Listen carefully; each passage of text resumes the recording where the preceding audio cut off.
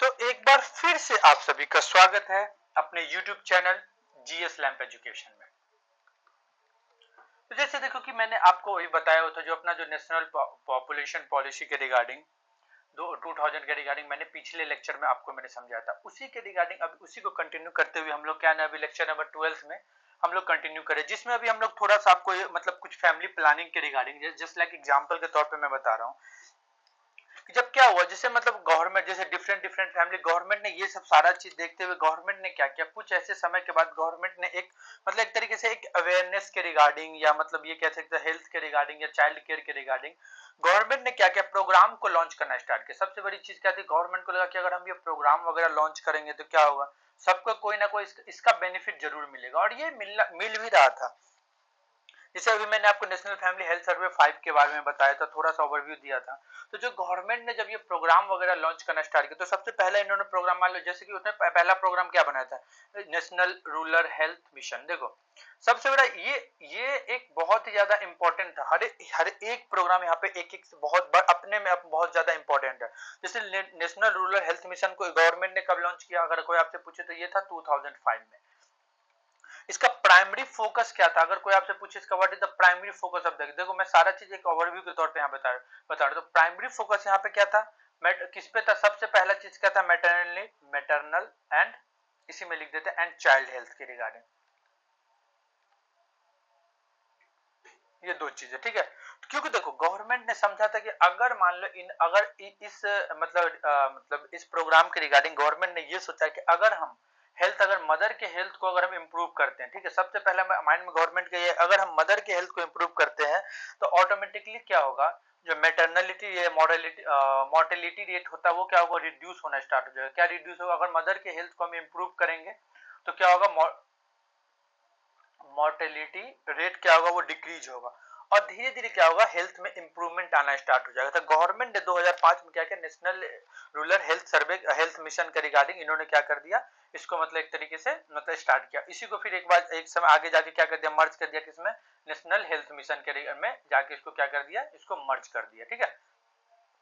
तो ये चीज आपको पता होना चाहिए, पहला चीज। दूसरा अगर कोई आपसे पूछे तो क्या था, जैसे था जननी सुरक्षा योजना, अगर आपसे पूछे जननी सुरक्षा योजना, देखो जननी सुरक्षा योजना क्या था, ये भी एक तरीके से पार्ट था Kisna, national rural health mission का ये पार्ट था। इसमें क्या था, इसका मेन मोटिव क्या था, इसका मेन एम क्या था, दोनों चीजें मतलब क्या था, रिड्यूस करना बोथ क्या, मैटरनल को और क्या था, नियोनेटल डेथ को। इसमें भी यही मोटिव था, क्या था इसका मोटिव, क्या था, मैटरनल एंड कह सकते हैं हम इसको नियोनेटल डेथ को यहाँ पे क्या था, इनको मतलब एक तरीके से कम करने का रिगार्डिंग यहाँ पे बात हुआ था। ये भी एक तरीके से क्या था, प्रमोट करना चाह रहा था क्या कि अगर इनके आप डिलीवरी को, अगर मान लो बच्चे वगैरह को अगर डिलीवर होता है, उसको आप किसी मतलब इंस्टीट्यूशन, ये कहते हो गवर्नमेंट या प्राइवेट को, मतलब हॉस्पिटल में आप इसको मतलब एक तरीके से बोलेगा कि अगर आप हॉस्पिटल में इसको मतलब बर्थ डिलीवर करते हो तो आपको क्या होगा, कैश असिस्टेंस प्रोवाइड कराया जाएगा। आपने ये देखा होगा बहुत ऐसा जिसमें आशा वर्कर वगैरह बहुत ज्यादा काम करते थे, क्योंकि इनका मेन मोटिव क्या था कि इंसान को है ना घर पे आके कैश, जो मतलब एक तरीके से कैश असिस्टेंस देने का लालच ये था कि आप क्या ना घर पे डिलीवरी ना करवा के आपको क्या करना, हॉस्पिटल में डिलीवर करना। इसका मेन फोकस ये था, जिससे क्या हो सकता है कि जो डेथ होता है ना बच्चा का, ड्यू टू मतलब नॉलेज नहीं होता है कोई भी चीज का प्रॉपर, उसको मतलब डॉक्टर के निगरानी में जाके ये सारा चीज करने से क्या होता है, इससे ये इंप्रूवमेंट हेल्थ के रिगार्डिंग जो डेथ होता था ना वो क्या हो सकता है, डिक्रीज हो सकता था। डेथ को क्या करना था, डिक्रीज करना इसका मेन मोटिव था, और हेल्थ को क्या करना था यहाँ पे इंप्रूव करने का मेन मोटिव यहाँ पे था। फिर अगर हम यहाँ पे ये इसी के रिगार्डिंग क्या था, इंटीग्रेटेड चाइल्ड डेवलपमेंट स्कीम आपने सुना होगा, ये दोनों के लिए था। अगर हम बात करें यहाँ पे किसमें, इंटीग्रेटेड चाइल्ड डेवलपमेंट स्कीम, ये अगर ये स्कीम, जैसे मैं अभी करंट का जो मतलब हर एक टॉपिक वाइज टॉपिक पढ़ाता हूँ तो उसमें मैंने ये एक बार आपको डिस्कस भी किया हुआ था, आपने अगर ये देखा हो तो इसका मेन फोकस किस पे था, इसका मेन फोकस था मदर एंड चाइल्ड के रिगार्डिंग इसका मेन फोकस था। इसका स्कीम ये अगर कोई आपसे पूछे कब लॉन्च किया था, 1975 में इसको लॉन्च किया गया था। देखो इसमें लॉन्च करने का सबसे बड़ी मेन मतलब मेन मोटिव इसका यही था कि डेवलपमेंट करना था, जैसे इम्यूनाइजेशन हो गया, केयर हो गया, न्यूट्रिशन के रिगार्डिंग जो चाइल्ड वगैरह का न्यूट्रिशन होता है, जो मतलब अगर बात करें बिलो 6 ईयर एज की बात अगर हम करें, below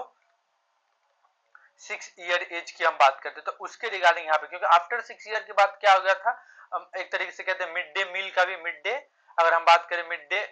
sorry mid day meal के रिगार्डिंग भी हम यहाँ पे बात कर सकते हैं, ठीक है ना, मिड डे मील के रिगार्डिंग हम यहाँ पे बात कर सकते हैं। तो ये स्कीम था, क्योंकि इस ये इंटीग्रेटेड चाइल्ड डेवलपमेंट स्कीम के रिगार्डिंग यहाँ पे क्या था ना कि इंसान को क्या हो सकता था, प्रॉपर एक तरीके से न्यूट्रिशन मिलेगा, हेल्थ एजुकेशन दिया जाएगा कि प्रेगनेंसी वगैरह में क्या कैसे मतलब करना, लैक्टेटिंग का क्या इशू होता मदर का। तो इन सभी चीजों के रिगार्डिंग एक तरीके से क्या था, आंगनबाड़ी सेंटर इन लोगों ने क्या कर दिया, यहाँ पे डेवलप करना स्टार्ट कर दिया, कि बोला कि इंसान को पर्सनल लेवल पर तो नहीं बताया जा सकता, तो इन्होंने क्या कर दिया, एक आंगनबाड़ी सेंटर डेवलपमेंट करना स्टार्ट कर दिया, और घर घर जाने की बिहाफ में क्या आंगनबाड़ी सेंटर किया, वहां पे 20-25 से 50 जो भी गांव के लोग या शहर के जो एक सेंटर बनता था, वहां पे जाके ये इसका मोटिवेशन था, इसके रिगार्डिंग वहां पे क्या करना, काम करने के लिए। फिर क्या था नेक्स्ट, अगर हम यहाँ पे बात करते हैं यूनिवर्सलाइजेशन, अगर हम यूनिवर्सलाइजेशन इम्यूनाइजेशन प्रोग्राम था। अगर हम बात करें नेक्स्ट क्या था, यूआईपी था, ये भी एक प्रोग्राम था जिसको कहते हैं यूनिवर्सल इम्यूनाइजेशन प्रोग्राम। इसमें एक तरीके से टारगेट इन्होंने रखा था कि कम से कम 3 करोड़ एनुअली, 3 करोड़ जो प्रेग्नेंट वुमेन है उनके रिगार्डिंग एक तरीके से क्या था टारगेट, मतलब एक तरीके से मतलब ये सारे का सारा जो स्कीम है उसके रिगार्डिंग जो भी चीज है, जो प्रेग्नेंट वुमेन है या जो लैक्टेटिंग मदर वगैरह उनके रिगार्डिंग जो भी इशू होता है हेल्थ के रिगार्डिंग सब कुछ वहां पे क्या करना, उसको डिस्कस करना था। फिर धीरे धीरे आते चले तो हम लोग नेक्स्ट प्रोग्राम पे चल गया, प्रधानमंत्री स्वास्थ्य सुरक्षा योजना। फिर धीरे धीरे देखो सारा स्कीम बनने लगा। इसकी अगर हम बात करें तो ये भी सेम, देखो काम वही था, बस क्या था नाम अलग अलग आने लगा। फिर क्या था, फिर एक आ गया इंदिरा गांधी, अगर हम बोले इंदिरा गांधी मातृत्व सहयोग योजना, इसको फिर जैसे मोदी जी की गवर्नमेंट है उन्होंने कुछ और इसमें दिया। जो मातृत्व सहयोग योजना का काम क्या था, कैश ट्रांसफर का जो इशू था यहाँ पे इन लोगों ने एक तरीके से स्टार्ट किया। कैश को क्या करना, सीधा कंडीशनल ये था कैश ट्रांसफर होना चाहिए इस स्कीम में, जो सीधा जो भी प्रेग्नेंट महिला है या प्रेग्नेंट जो वुमेन है उनको सीधा एक तरीके से क्या ना कैश डायरेक्टली ट्रांसफर कराया जाएगा, जिससे वो क्या कर सकता है, उनको अपने वो पैसे को हेल्थ और अपने जो बच्चे का न्यूट्रिशन पे उस पर क्या कर सकता है, स्पेंड कर सकता था। तो ये कुछ ऐसा इनिशिएटिव था जब national health national population policy लाया गया, उसके बाद में ये कुछ इनिशिएटिव जो हेल्थ के रिगार्डिंग लाया गया था। उसके बाद देखो फिर हम लोग आते हैं अब हम लोग थोड़ा सा आगे की ओर बढ़ते, क्या बोलता है डेमोग्राफिकल डिविडेंड। डेमोग्राफिकल डिविडेंड का मतलब यही था कि जो इंपैक्ट पड़ रहा था, यहाँ पे ये बोला जा रहा है कि देखो नॉर्मली क्या बोला जाता है, higher population they has adversely impact our country, अभी मैंने सारा चीज बताया, और यह हमारे सोसाइटी पे। लेकिन बोला जा रहा है कि it is in the relatively higher population is not always bad, sometime it's बोला जाता है ये समटाइम इट्स बेनिफिशियल है। क्यों? क्योंकि देखो जब आप आगे का एक टॉपिक पढ़ेंगे ना एजिंग इशू, तो आपको इस लाइन का मतलब मैं आपको समझा सकता हूँ। फॉर इम्पोर्टेंट दिस लाइन का मतलब कि समटाइम क्या होता है, ये जो पॉपुलेशन है वो बहुत ही अच्छा भी होता है, समटाइम ये पॉपुलेशन क्या होता है बैड भी होता है, लेकिन ऑलवेज बैड नहीं होता है। तो जब अभी मैं एजिंग के इशू पढ़ाऊंगा तो मैं आपको ये और अच्छे से समझा पाऊंगा, ठीक है। तो उसी में ये बोला जाता है कि the benefit that we derive because of the high population can be term as demographical dividend, है ना। This is the important. अगर कोई आपसे पूछ ले डेमोग्राफिकल डिविडेंड, तो मतलब ये है कि हम हायर पॉपुलेशन को क्या उसके बेनिफिट वगैरह को कैसे डिराइव करवाते हैं, तो उसको हम लोग क्या कह सकते हैं, डेमोग्राफिकल डिविडेंड। ये जो डेमोग्राफिकल डिविडेंड आपको पता होना चाहिए क्या था, एक तरीके से इसको डिविडेंड क्या सोशली भी,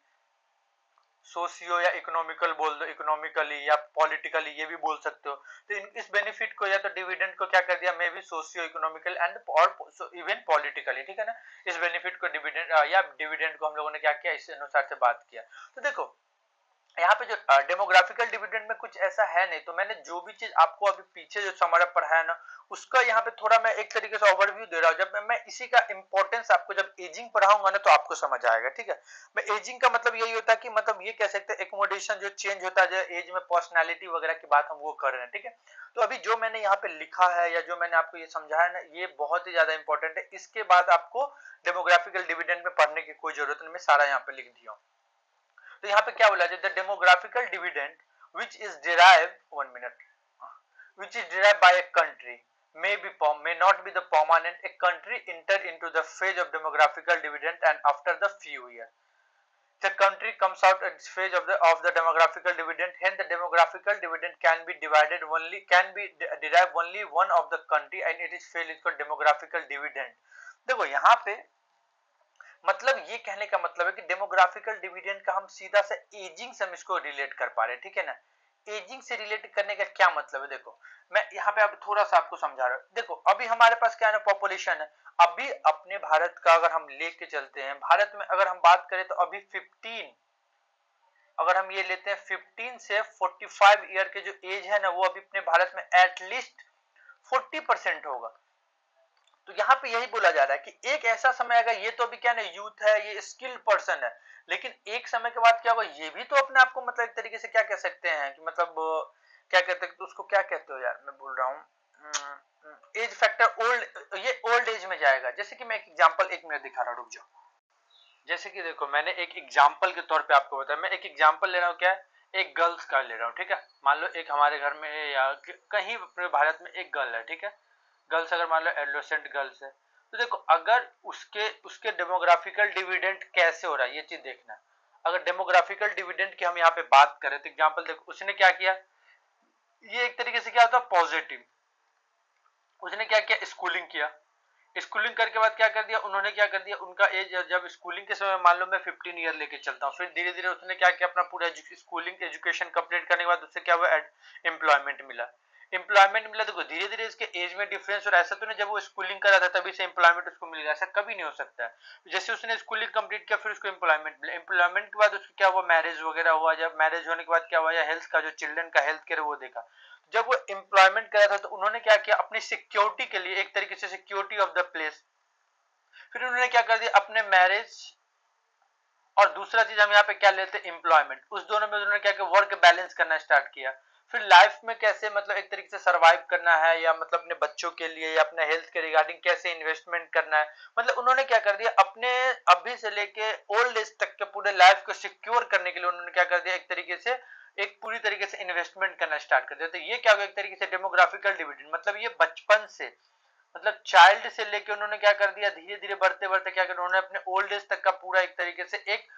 खांचा कह सकते हो वो इन्होंने यहाँ पे स्टेब्लिश कर लिया, ठीक है। लेकिन वही चीज जहां पे एक तरीके से डेमोग्राफिकल डिविडेंड क्या होता है, खत्म होता है, नहीं मिल पाता, मिसिंग रहता है, तो वहां क्या होता है, एडोलेसेंट चाइल्ड उसको बचपन में क्या करते, शादी करवा दिया था, शादी करवाते आपने एक चीज देखा, उसको शादी किया तो मतलब उसका स्कूलिंग क्या होगा, खत्म हो गया, स्कूलिंग खत्म हो गया। अगर मान लो उनकी शादी 15 से 16 साल में, आपको पता पहले हो ही जाता था, ऑन दैट टाइम क्या होता था,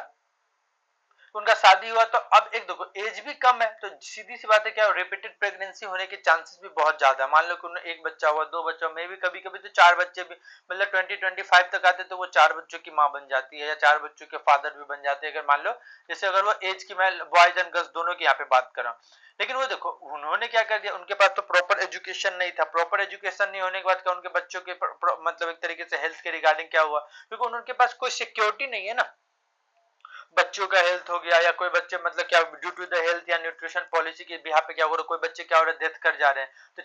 चाइल्ड का इलनेस एंड डेथ। फिर क्या होता है, कभी कभी मैटरनल मोबिलिटी भी हो जाता है, मॉर्बिडिटी भी हो जाता है, जो मतलब ये अभी मैंने पीछे पूरा समझाया, क्योंकि उनके पास एक तरीके से प्रॉपर जॉब नहीं है, ठीक है ना, जिसकी वजह से क्या हो रहा है, प्रॉपर जॉब नहीं होने की वजह से क्या हो गया, वो एक इनफॉर्मल वर्क वहां पे किया जाता है, इनफॉर्मल वर्क किया गया, तो फिर क्या हो गया, वो इनसिक्योर एंड इनसिक्योरिटी वहां पे बहुत ज्यादा रहता है कि क्या आज खाना खा पाएंगे या नहीं खा पाएंगे, फिर क्या होगा, या तो मतलब एक तरीके से आज हमारे पास क्या होगा, पैसा आएगा या नहीं आएगा, जिसकी वजह से क्या होगा, ये पूरी लाइफ जो है एक तरीके से क्या होता है, वो इनसिक्योर होता है, जब तक वो बूढ़े हो जाते हैं तो एक तरीके से क्या उसकी पूरी की पूरी लाइफ क्या होता है, इनसिक्योरली यहाँ पे मतलब एक तरीके से चलती रहती है। तो यहाँ पे यही बोला, यहाँ पे क्या होगा, मिसिंग डेमोग्राफिकल डिविडेंड है, लेकिन ऊपर में क्या था, सब कुछ प्रॉपरली चल रहा था, तो वो क्या था, एक तरीके से वहां पे डेमोग्राफिक डिविडेंड का पूरा एक कंसेप्ट ऊपर में बताया गया था। जैसे कि देखो अभी मैंने आपको पूरा चीज समझाया, तो क्या वर्ल्ड बैंक क्या बोलते हैं, according to the world bank, मैं दोनों के कंपैरिजन करके बताऊंगा, according to the world bank and according to the united nation organisation. देखो मतलब वर्ल्ड बैंक क्या बोलता है, वर्ल्ड बैंक बोलता है वो पॉपुलेशन जो 15 साल, कहाँ गया भाई, यहाँ जो 15 साल से नीचे है और 59 ईयर से ऊपर है, उसको इन्होंने क्या कहते हैं, डिपेंडेंट पॉपुलेशन होगा। डिपेंडेंट पॉपुलेशन ऑन द किस पे, प्रोडक्टिव पॉपुलेशन। क्योंकि देखो आपको पता 15 साल से नीचे तो बच्चा कोई कहीं पे जॉब नहीं कर पा रहा होगा, आज के दौर में मतलब मीडिया आ चुका है ना, सोशल मीडिया आ चुका है, लेकिन पहले की यहाँ पे एक तरीके से सोसाइटल एक मतलब एवरेज यहाँ पे बात किया जा रहा है, तो 15 साल से नीचे वाले जो भी बच्चे हैं या जो भी है, वो एक तरीके से क्या हो गया, वो डिपेंडेंट है किस पे, कहीं ना कहीं उसके घर में कोई एक ऐसा होगा जो 24-25 साल का होगा या 30 साल का होगा, वो क्या कर रहा है, प्रॉपर जॉब कर रहा होगा, तो उस पर वो डिपेंडेंट है। फिर जो जिनका उम्र 59 ईयर हो गया, जिनके पास प्रॉपर कोई मतलब हेल्थ फैसिलिटी या कुछ भी नहीं, तो वो भी किस पे डिपेंडेंट हो गया, तो वो एक तरीके से डिपेंडेंट हो गया यहाँ पे किस पे, अगर हम बात करें तो जो प्रोडक्टिव है, जो प्रोडक्टिव किसके, फिर अगर मान लो ये अगर डिपेंडेंट पॉपुलेशन है, तो प्रोडक्टिव पॉपुलेशन क्या होगा, प्रोडक्टिव पॉपुलेशन क्या होगा, जो 15 से लेके 59 ईयर के जो लोग हैं वो प्रोडक्टिव पॉपुलेशन में कहलाते हैं, जिसके पास एनर्जी है, फुल ऑन एनर्जी है, फुल, ये लोग यंग रूप में कहलाते हैं और फुल ऑन स्किल एम्प्लॉयमेंट होने की वजह से क्या कहते हैं प्रॉपर जॉब या वगैरह कर पाते हैं। इसको बोलते हैं क्या, प्रोडक्टिव पॉपुलेशन। लेकिन अगर यूनाइटेड नेशन ऑर्गेनाइजेशन की हम बात करें तो इन्होंने क्या बोला, 15 साल से नीचे की उम्र के बच्चे और 64 ईयर से ऊपर, इन्होंने बोला था 59 ईयर, और इन्होंने कितना बोला 64 ईयर से जो ऊपर है, तो वो क्या होगा डिपेंडेंट पॉपुलेशन है। किसके बिहाफ पे, वो डिपेंडेंट पॉपुलेशन किसके, 15 से 64 साल के जो मतलब लोग जो जॉब कर रहे हैं, वो जिसको हम लोग प्रोडक्टिव पॉपुलेशन कहते हैं। तो यहाँ पे यही बताया जा रहा है। आज के समय में अगर हम इंडिया में चलते हैं तो बोला जा रहा है India has enter into the phase of demographical dividend. India में जो है ना कि प्रोडक्टिव जो पॉपुलेशन है is more than the dependent population, जिसको अभी मैंने आपको बताया था यंग की, जो मैंने आपको बात किया था यंग जनरेशन। अभी इंडिया को अभी कहा भी जाता है एक तरीके से क्या ना, India is a young generation country right now, है ना। मानते हैं इस अभी प्रॉपर स्किल सबके पास नहीं है। अगर मैं मान लो कि 100 लोग हैं तो इसमें 70 लोगों के पास स्किल है, 30 लोगों के पास स्किल नहीं है। लेकिन बोला यह जा रहा है कि इंडिया में अभी भी क्या है प्रोडक्टिव पॉपुलेशन जो 15 से 64 साल के बीच में जो लोग हैं वो ज्यादा है एज कम्पेयर टू जो डिपेंडेंट है एक तरीके से। तो यहाँ पे यही बोला जा रहा है कि जो अगर हम मतलब एक तरीके से इकोनॉमिक सर्वे की बात यहाँ पे करते तो वो क्या बोल रहा है कि जो उसका जो इंडिया ने एक समय के बाद कर तो 2041 तक, मैंने तो 2050 तक आई थिंक बोला था, ये तो 2041 तक ही बोल रहा है कि India reach its peak demographical dividend. Peak demographical dividend means जो प्रोडक्टिव पॉपुलेशन की संख्या होगी वो 2041 में सबसे ज्यादा होगी। जैसे मैंने अभी एक चाइना के मैं बता रहा हूँ, चाइना में 2015 में सबसे ज्यादा था प्रोडक्टिव पॉपुलेशन, लेकिन उसके बाद इन्होंने क्या कर दिया, अपने पॉपुलेशन जो सेंसस वगैरह उसमें बहुत ज्यादा पॉलिसी वगैरह लाते हुए आज के दौर में क्या, पहले उन्होंने क्या लाया 1 चाइल्ड पॉलिसी, फिर लाया 2 चाइल्ड पॉलिसी, आज वो 3 चाइल्ड। क्यों, क्योंकि उसके देश में यंग जनरेशन क्या हो गया, खत्म हो चुका है। 2015 से पहले उसके पास क्या था, यंग जनरेशन बहुत ज्यादा था और वो पीक पे था। तो ऐसा ही बोला जा रहा है भारत का ये पीक कब आएगा, 2041 तक आएगा। ऑन दैट टाइम क्या होगा, जो प्रोडक्टिव पॉपुलेशन का जो संख्या वो बहुत ज्यादा होगा और एज कम्पेयर टू डिपेंडेंट मतलब एक तरीके से पॉपुलेशन है उससे सबसे ज्यादा होगा वहां पे प्रोडक्टिव पॉपुलेशन की संख्या, ये बोला जा रहा है। तो जो अगर बोला जाए कि डिपेंडेंट रेशियो क्या होता है तो वो वही चीज है कि डिवाइडेड डिपेंडेंट रेशियो क्या होगा, dependent population divided by with productive population. तो देखो वो इंपॉर्टेंट यहाँ पे ये बताने की कोशिश की जा रही है। अभी मैंने बताया कि 2000 मतलब एक तरीके से क्या बोला जा रहा है 18-19 के सर्वे के अनुसार जो 2041 में ना 60% जो टोटल पॉपुलेशन होगा वो किसके बीच में होगा, 20 to 59, जिसको हम लोग क्या कहते हैं प्रोडक्टिव पॉपुलेशन। और वही ये देखो ये तो 2041 के बोले, अगर मैं 2030 की बात करूँ, इन्होंने एस्टिमेट बोला जा रहा है, उसमें ये बोला जा रहा है 50% जो पॉपुलेशन होगा ना वो बोला जा रहा है below the age of 25 year. तो ये जो below the age of 25 year है आफ्टर 10 to 12 ईयर, इसका एज कितना हो जाएगा, 40 के आसपास हो जाएगा। तो यही बोला जा रहा है कि 2041 में जाके क्या होगा, ये पीक पे रहेगा। और पीक पे रहने का मतलब क्या होगा, आफ्टर दैट जब डाउनफॉल होगा, अगर हमारे भारत में पॉपुलेशन का कोई भी पॉलिसी वगैरह आता है, one child policy, 2 child policy अगर यहाँ पे आता है, तो फिर एक समय बाद ऐसा आएगा कि ये जो पीक पे जो था ना वो धीरे धीरे क्या होगा, खत्म नहीं कह सकते हम, दैट्स द रॉन्ग वर्ड, खत्म हम इसलिए नहीं कह सकते क्योंकि यहाँ पे ये क्या होगा, धीरे धीरे डाउनफॉल होना स्टार्ट हो जाएगा। ठीक है, तो यहाँ पे यही चीज बताने की कोशिश की जा रही है।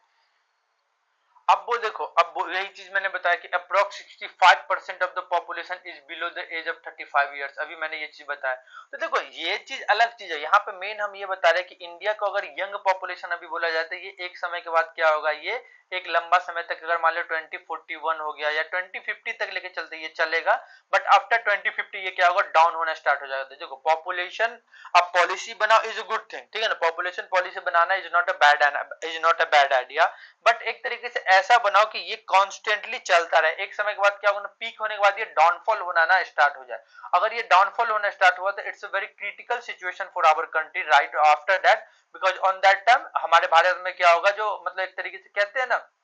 स्किलफुल लोग तो रहेंगे, लेकिन क्या होगा वहां पे वर्कर्स की कमी होने लगेगी। मतलब शॉर्टेज ऑफ वर्कर्स हमारे भारत में क्या होगा, शॉर्टेज ऑफ वर्कर्स हमारे भारत में होने लगेगा। ठीक है, क्यों, क्योंकि अभी मैंने एक एग्जांपल आपको बताया। क्यों, देखो धीरे धीरे क्या होगा, आपको पता है आज के समय अपने भारत का मैं एक एग्जांपल लूं तो भारत में आप देख रहे हो कि बहुत ऐसा प्रॉब्लम आने लगा है कि फर्टिलिटी को लेके, या मतलब एक तरीके से क्या बोल सकते हैं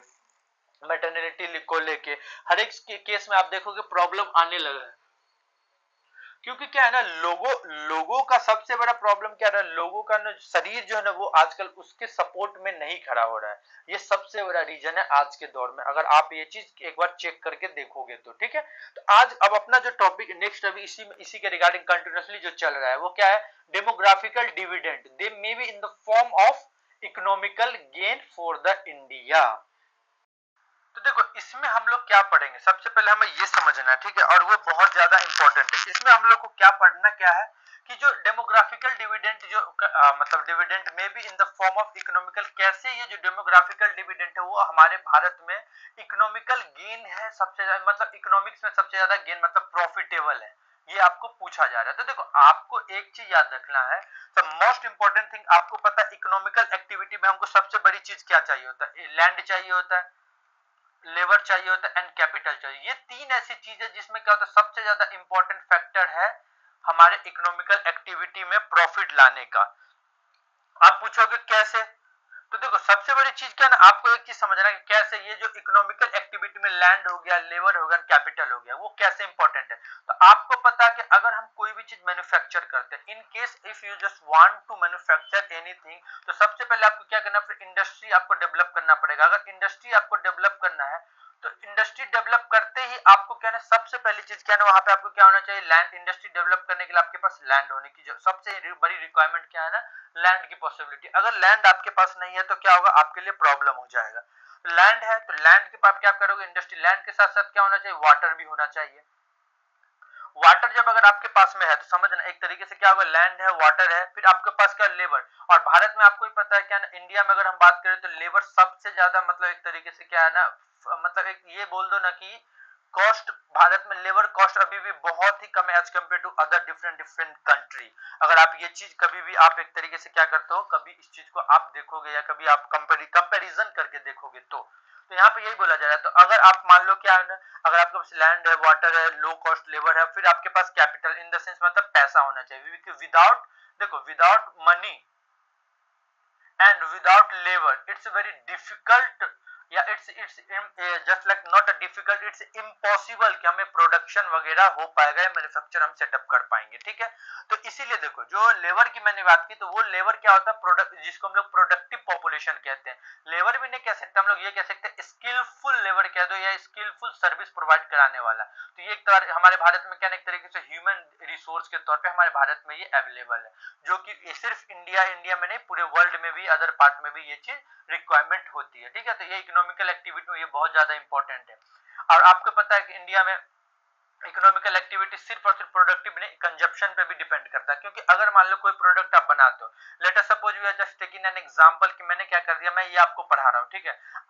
मैं पढ़ा रहा हूँ, तो पढ़ाने का मतलब क्या ना, मैं सर्विस प्रोवाइड करा रहा हूँ। तो सर्विस कब प्रोवाइड कर रहा हूँ, जब आगे मतलब क्रेडिट, मैं डेबिट या क्रेडिट का ये सबसे बड़ा खेल होता है। ठीक है, कि अगर आप मतलब एक तरीके से आपके पास रिक्वायरमेंट है तो आप क्या करोगे, उसके लिए पे भी करते हो, जहां पे आप पढ़ते हो या वहां पे आप क्या करते हो, इसको पे करके भी आप पैसा देके भी पढ़ाई करते हो। मैं फ्री ऑफ कॉस्ट पढ़ाता हूँ तो इंसान क्या लगा रहा है, फ्री में पढ़ा रहा है मतलब कोई नॉलेजेबल पर्सन नहीं होगा, ये बहुत एक है। तो यहाँ पे ये बोला कंजप्शन अगर है तभी आप प्रोडक्टिव प्रोडक्ट को क्या कर सकते हो, बना सकते हो। तो यहाँ पे लेकिन भारत में अगर आप देखो तो भारत, इंडिया क्या है एक तरीके से हाईएस्ट पॉपुलेशन कंट्री है। ठीक है,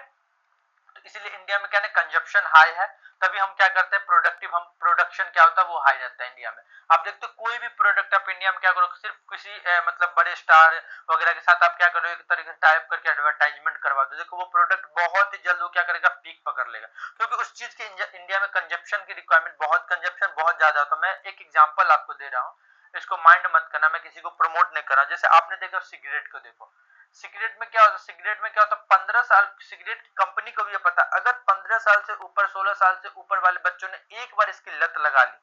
तो आपने कभी देखा सिगरेट का कभी ऐड होते हुए, आपने कभी नहीं देखा होगा, 1000 में से कोई एक ही सिगरेट ऐड करता हो, नहीं देख सकते हो, क्योंकि उस कंपनी को ये पता है कि ये एक ऐसा एडिक्शन, अगर एक बार इंसान ने इसको यूज करना स्टार्ट कर दिया तो उसको ऐड करने की कोई जरूरत नहीं है, वो इंसान उसका एटलीस्ट कम से कम 30 to 40 ईयर के लिए परमानेंट कस्टमर हो गया। तो यहाँ पे यही बोला जाए, क्यों, क्योंकि उसको पता है कि कंजप्शन किए बिना वो नहीं, ऐसा एडिक्शन हो जाता है कि कंजप्शन किए बिना वो नहीं रह जा सकता। तो यहाँ पे यही बोला जाए कि बोला जा रहा है। ठीक है, तो प्रोडक्टिव पॉपुलेशन एक तरीके से ऑलवेज क्या होगा, हाई होगा, क्योंकि कंजप्शन वहां पे बहुत ही ज्यादा है। तो यहाँ पे यही बोला जाए, hence the sorry hence the productive population in the is the reason behind the economical growth. यहाँ पे यही बोला जा रहा है। और ये इकोनॉमिकल ग्रोथ में अगर है तो ये सीधी सी बात है, जीडीपी में क्या होगा, कंट्रीब्यूशन करेगा। और जीडीपी में कंट्रीब्यूशन करेगा तो क्या करेगा, जब अगर कंजप्शन ज्यादा होगा तो वो और मतलब एक तरीके से वहां पे प्रोडक्शन ज्यादा करना पड़ेगा। प्रोडक्शन ज्यादा करने के लिए क्या होगा, एम्प्लॉयमेंट अपॉर्चुनिटी वहां पे बढ़ेगा ही बढ़ेगा। अगर एम्प्लॉयमेंट अपॉर्चुनिटी बढ़ रहा है, इंडस्ट्री बढ़ रहा है, तो क्या होगा, फॉरेन इन्वेस्टमेंट भारत में आएगा ही आएगा। और दूसरी चीज, अगर मान लो हम कोई बेटर प्रोडक्ट डेवलप कर पा रहे हैं, बेटर प्रोडक्ट मैन्युफैक्चर कर पा रहे हैं, तो भारत में भी, भारत से भी बाहर इसको हम क्या कर सकते हैं, एक्सपोर्ट कर सकते हैं। तो देखो ये एक तरीके से कैसे डेमोग्राफिकल डिविडेंड भारत में एक तरीके से इकोनॉमिकल गेन दिलवा रहा है, ये मैं बताने का कोशिश कर रहा हूँ। फिर जैसे कि नेक्स्ट अगर हम यहाँ पे बता रहे हैं आपको, देखो नेक्स्ट क्या बोला कि ह्यूज प्रोडक्शन पॉपुलेशन है भारत का, अभी मैंने बताया। तो इसलिए यहाँ पे क्या होगा, लार्जेस्ट मार्केट बनने का संभावना, और जिसका फायदा क्या हुआ था, अंग्रेजों ने भी यहाँ पे उठाया हुआ था भारत में आके, और इसका पूरा फायदा अंग्रेज ने भी पूरी तरीके से उठाया हुआ था। और जब अगर मान लो लार्जेस्ट मार्केट होगा तो वहां पे फॉरेन इन्वेस्टमेंट, अभी मैंने पीछे बताया, वो इन्वेस्ट आके अट्रैक्ट करेगा ही करेगा। आप एक एग्जांपल देख लो ना, जैसे मान लो भारत के अलावा बाहर की बड़ी बड़ी कंपनी, बाहर के देशों की बड़ी बड़ी कंपनी आर्म्स में क्यों डील कर रही है भारत के साथ, क्योंकि भारत का एक तरीके से अगर आप ये देखो पॉलिटिकल फॉर्म में अगर हम बात करते हैं तो भारत के लार्जेस्ट स्टैंडिंग आर्मी है। अगर लार्जेस्ट स्टैंडिंग आर्मी है वो भी क्यों, क्योंकि इस बेवकूफों की वजह से, ये पाकिस्तान चाइना बेवकूफ, इन लोगों को सिर्फ लड़ने से मतलब है, प्रोडक्टिव काम हो ना हो उसको कोई मतलब नहीं, मतलब एक तरीके से बेवकूफ की तरह वो लोग काम करते हैं, ठीक है। वो लोग को सिर्फ है कि हम इसके मतलब ये ग्रोथ कैसे कर रहा है तो इसको कैसे डाइवर्ट किया जाए, इंडिया के बारे में वो कैसे डाइवर्ट करे, तो वो क्या करता है, ऐसे ही कुछ कुछ हरकतें करता रहता है, कभी डोकलाम, कभी कहीं पे, कहीं भी एक्साइज चीन, वो मतलब एक तरीके से क्या होता है कि उसका कहने का मतलब कि भारत को कैसे हम डाइवर्ट कर सकते हैं, यहाँ पे ये बोला जा रहा है, ठीक है। तो यहाँ पे ये बोला, India has one of the largest standing army in the entire world. अगर लार्जेस्ट स्टैंडिंग आर्मी है तो हमें क्या करना पड़ेगा, हमें भी तो अपना कंजप्शन या जो भी चीज बोलो उसको हमें क्या करना पड़ेगा, किसके रिस्पेक्ट में, आर्म्स के रिस्पेक्ट में बढ़ाना पड़ेगा। तो इसीलिए क्या होता है, फॉरेन जो भी आर्म्स या हो गया या टैंक वगैरह के जो भी इंटायर वर्ल्ड में क्या होता है, जो भी कंट्री है तो क्या करता है, भारत को एक्सपोर्ट करता है। क्यों, क्योंकि भारत में एक तरीके से क्या है ना, उस चीज की रिक्वायरमेंट पड़ जाती है। लेकिन धीरे धीरे अब क्या है ना, हम लोग अपने आप उसको अपने हम लोग क्या करते हैं, आत्मनिर्भर बन रहे हैं, और हम लोग खुद ही अपने जो आर्म्स वगैरह है उसको डेवलप कर रहे हैं, और दूसरे देशों का क्या करें, हम उसको बेच कर रहे हैं। तो देखो डेमोग्राफिकल डिविडेंड का क्या मतलब होता है, यहाँ पे तक बेसिक में आपको कोई प्रॉब्लम नहीं होना चाहिए, ठीक है। तो अब हम लोग थोड़ा एजिंग के रिगार्डिंग यहाँ पे बात करेंगे, ठीक है। एजिंग यू नो दैट, तो अपने जो एजिंग के रिगार्डिंग जो अपने पास जो भी अभी पूरा टॉपिक है वो हम लोग क्या करेंगे, नेक्स्ट लेक्चर में देखेंगे, क्योंकि ये भी थोड़ा लेक्चर क्या होगा, थोड़ा बड़ा हो गया, और मैं पिछले अभी वीक से एक वीक में मैंने अब कोई भी लेक्चर नहीं डाला। अब ये लेक्चर कंटिन्यू रहेगा, क्योंकि क्या ना सॉफ्टवेयर इशू आ रहा था जिसकी वजह से क्या प्रॉब्लम होने लगा था, बट नाउ लेक्चर क्या करेगा, कंटिन्यू रहेगा, ठीक है। तो अपना जो नेक्स्ट लेक्चर, अब 2 लेक्चर और बचा होगा, एक issue ageing and issue of the ageing के रिगार्डिंग जो भी है वो अभी नेक्स्ट लेक्चर में हम लोग देखते हैं, ठीक है। तो फिर अब हम लोग क्या, ये हमारा इसी के साथ हमारा जो लेक्चर नंबर 12 है वो यहाँ पे क्या होता है, कंप्लीट होता है। अगर आप लास्ट तक आए हो तो मैं आशा करता हूँ आपको ये लेक्चर अच्छा लगा होगा। अगर आपको ये लेक्चर अच्छा लगा तो प्लीज हमारे चैनल पे बने रहें, हमारे वीडियो को लाइक करें, शेयर करें एंड सब्सक्राइब जरूर कर दो। और यहाँ पे सोशियोलॉजी ऑप्शनल के रिगार्डिंग आपको A to Z लेक्चर क्या होगा, फ्री ऑफ कॉस्ट आपको आने वाले समय सारा का सारा लेक्चर यहाँ पे फ्री ऑफ कॉस्ट मिलेगा, ठीक है। तो प्लीज आप हमारे चैनल को ज्यादा से ज्यादा लोगों के साथ शेयर करें, और विदाउट एनी कॉस्ट आपको यहाँ पे मिल रहा है, तो मतलब ये मत सोचो फ्री है तो यहाँ पे कोई अच्छा कंटेंट नहीं होगा। आप कंटेंट कंपैरिजन कर लेना, अच्छे अच्छे इंस्टीट्यूशन की मैं बात करूँ, कंटेंट में कोई प्रॉब्लम यहाँ पे नहीं होगा, सॉरी। इसी के साथ अपना ये लेक्चर कंप्लीट होता है। फिर मिलेंगे हम नेक्स्ट लेक्चर में, जिसके रिगार्डिंग अभी हम लोग एजिंग एंड मतलब एक तरीके से पॉपुलेशन के रिगार्डिंग 1-2 टॉपिक है वो कंप्लीट करेंगे, फिर अपने इसी ये लेक्चर का, ये चैप्टर का सकापा हो जाएगा, ठीक है। फिर मिलते हैं नेक्स्ट लेक्चर में। जय हिंद, जय भारत।